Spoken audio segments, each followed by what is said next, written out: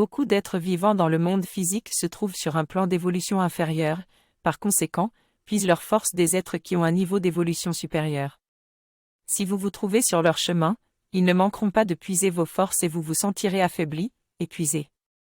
Pour remplacer cette énergie perdue, il faut vous lier au monde supérieur et de là, à votre tour puiser des énergies.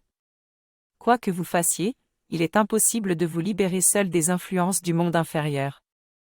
C'est pourquoi si certaines entités puisent de vos forces, vous êtes amené à puiser à une autre source d'énergie. Autrement dit, lorsqu'il est sur Terre, l'homme perd continuellement des énergies. Il doit se brancher aux énergies solaires pour se ressourcer.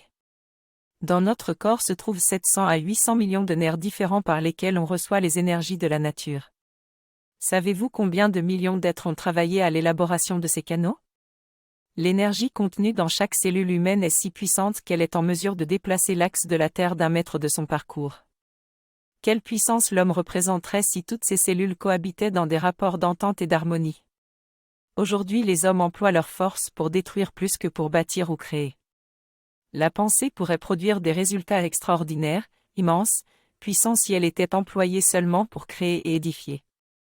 L'homme recueille des forces vitales de plusieurs sources, la nourriture, l'air, l'eau et la lumière, mais il acquiert aussi des énergies de ses pensées, de ses émotions et de ses actes. Pour son développement, il peut puiser des énergies de la lumière s'il connaît ses lois, de la vie s'il la comprend, et de l'amour s'il aspire à lui. L'homme peut s'abreuver à ces 3 sources qui lui donnent force, vie et santé.